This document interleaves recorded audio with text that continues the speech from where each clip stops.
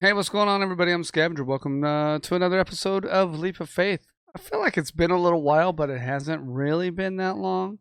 Just for it's been a busy like past 7 days, past week or whatever. So it just feels like a long time since I've played this game. I don't know why, but anyway, we are back. I am here. I hope you guys are ready to enjoy some more of this game. And if you are, if you've been here before, go ahead and smack the like button. You know you're going to do it anyway. And, if you haven't been here before, do that and then go ahead and subscribe because you're going to have a good time. Anyway, let's go ahead and get into the game.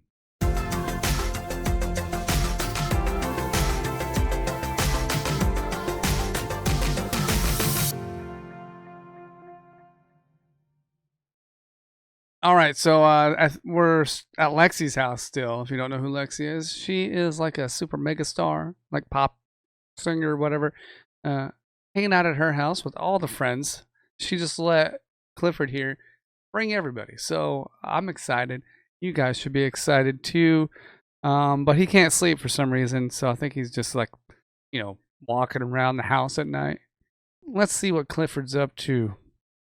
I thought I heard something. Is someone else up at this hour? Oh shit, it's Linda. Couldn't sleep? I feel bad for Linda actually because Linda likes Clifford and she's liked Clifford probably for as long as I can remember.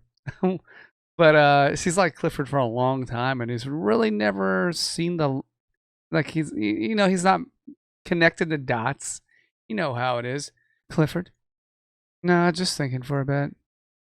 I know exactly what you need. Really? Yep, a little cheer you up. I got just the thing for it. What are we gonna do? And then Miss Vasquez comes running and shouting, "Who emptied the fire extinguisher all over the hallways?" Like nobody could put two and two together when they saw Linda sitting there in a huge pile of white dust. Then Chris comes strolling without a care in the world, and she goes, "Chris, what have you done? There's no fire." He looks at you all knowing, going, "There's no fire now." Do you have any idea how hard it is to get that stuff out of your hair? And that stuff gets into every crack. And by that, I mean every single crack. Fun times, Linda. Fun times. Poor Chris. Sometimes he's the goofiest person in the world, but he's got your back always. Like you do, Clifford. I don't know about that, but this. What? Stroking my hair. I can't remember when you last did it. It's so good. She's purring. I just remember that you used to like it. I still do. It always made me feel so safe. Like I belonged. I just realized how much I've missed this. How much I've missed you. Or all of us together again. There's been so much shit going on these past few years. Uh-oh. Uh-oh. What's wrong? So much shit. That's putting it mildly. Then tell me about it. Of course, I know things have been rough for you. Obviously, as you're broken living at my place. And I should have sat down and really talked about it earlier, but now's as good a time as any. Things has been a mess since we moved away. The new school was bad. Not that I was bullied or anything, but there was always talk, and I never had any friends. Years go by, and there's a new school, same problems. And I met Cece, and she instantly hit me as just so likable, and we got along well. Then I realized that she has problems, and somehow that makes her even more likable. I know. So there's always people talking about me, her, and somewhere in the midst of all of it, I feel like I have the weight of the world on my shoulders. I'm doing the best I can to keep her up, because she's struggling. But everything I try, I fail. We don't have food, a place to stay, money. Mom and Dad can't help at all, but they have their own struggles. I can't even help Cece. And I feel so sorry for her that I go and buy her a pair of shoes and she Just that look in her face when she got those shoes. We couldn't afford it even if they were dirt cheap, low quality shit shoes. She puts them on and she's shining, literally glowing. Her smile goes all around her head, like she's in some fairy tale story. Like Cinderella. I just felt so damn alone. You and Chris and Steph, we always had each other. I've missed it so much. Missed you so much. And then there's Matt. Nope, somebody else is here. Who is it? Oh, it's Chris. Call out for him. I'm going to call out for him. Hey, man. Can't sleep? Yeah. I heard some voices. I just want to see if everything was okay. I don't want to intrude. I'll head back downstairs. Nonsense, Chris. Come here. Okay, if you're sure. I couldn't sleep, so I just walked around for a bit. I heard you were talking, and I didn't want to listen in. What's the matter, Chris? Are you crying? No, I got something stuck in my eye. But I kind of heard what you're talking about, and I didn't want to listen, but it seemed important, so I heard parts of it, and... Come here, Chris. Everything's okay, I promise. No. No, it's not.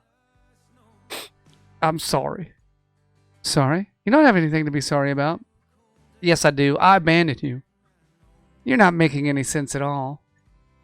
Actually, he's making all the sense in the world right now. But I'm the one that moved away. We're literally one click away from staying in touch. I should have. We should have stayed in touch. Visited you. Chris. What he said. Well, for now, you need to continue the story. You mentioned Matt, and I've got a feeling that I won't like what I'm about to hear. Well, that part of it is more embarrassing. Or stupid, really. Go on, please. You don't know this, but before I met you, Matt was an alright guy. He'd been my friend ever since kindergarten, but he was never anything more than that. And somehow I think he'd gotten it into his bloated head of his that we were supposed to end up together someday. And of course, when I met you, that changed because the three of us spent so much time together. Even though we tried to include him, he always rejected it. I think he was jealous. But when I moved away, he started contacting me again. I was lonely, so I accepted him reaching out. And we did text a bit, back and forth. Then one day he said he could come visit me for the weekend, and I accepted. It wasn't all that bad. He was being more normal than he's been in ages. So I ended up with us going out and drinking, and, well, all of a sudden he asked me about the ring. Ring? What ring? The one you gave her, of course. I did? Oh, that ring. Yeah, that ring. I know it came out of a cereal box, but I always loved it. I always wore it in a chain around my neck. It made me feel closer to you in a weird way. I found comfort in it when I was lonely. So Linda, the smart one, decides she's going to put the ring in a very special place. God, this is so embarrassing. I put it in my clit piercing. Okay. I feel so stupid. But long story short, Matt asked. I was drunk, so I told him. He just laughed. So later in the evening, we head home, and because he was staying in our place, Mom and Dad said it was okay.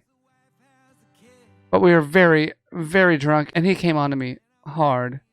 I told him several times that would never happen. I didn't want to. At first he was angry, but he calmed down. And eventually we fell asleep. In the morning when I woke up, he was gone. It sounds to me that you were lucky. That's what I thought at first. Mom and Dad said he left early. So eventually I went to the toilet and the ring was gone. And not only that, I didn't feel alright down there at all. Oh my God. Did he... Look, I don't know. Oh my God, look at Chris though. I think Chris is taking it harder than Clifford. I'm just going off of what I'm seeing here. I searched everywhere, but I couldn't find it. I even went back to the disco just to check, but it was gone. So maybe it's just because I saw the missing ring. I felt weird. Or maybe it was because something else, but it's in the past now anyway. I'm gonna straight up murder him. Yeah, he's... Listen, please. I don't know. That was why I asked you about him when I met you at the hospital. And I didn't want to ask Matt when we ran into him at the restaurant in front of everyone. But just maybe there's some other solution to it. So can we please just not talk about this anymore at the moment? Chris, oh man, I know Chris is fuming. I don't know how, I'm not sure about Clifford, but I feel like Chris is the one that's probably, like I said, he's probably more affected by hearing that. It's just what I'm feeling. I could be totally wrong. Me and you are going to get to the bottom of this. And when we get home, Clifford, of course we are. We need to pay Matt a visit. Linda, does Cece know? She doesn't. Why? I thought that was why she poured that drink on him. But can we change the topic? So what was it you were talking about before I got here anyway?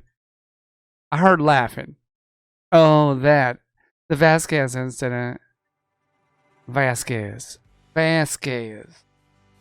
Doesn't ring a bell. Spanish teacher, Latino.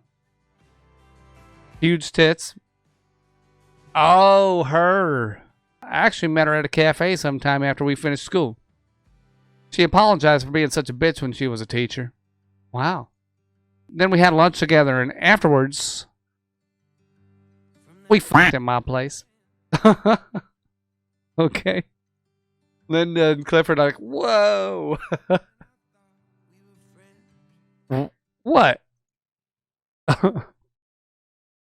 She had nice boobs. Okay. All right, ladies and gentlemen, I think that's a perfect place to wrap it up. We'll just leave it right there, and we'll see what the next episode holds. I hope you guys liked the video. If you did, you know what to do. Smack that like button. Subscribe to the channel if you haven't already. And check out the Discord link in the description. You guys take it easy, and I'll see you again next time. Bye-bye.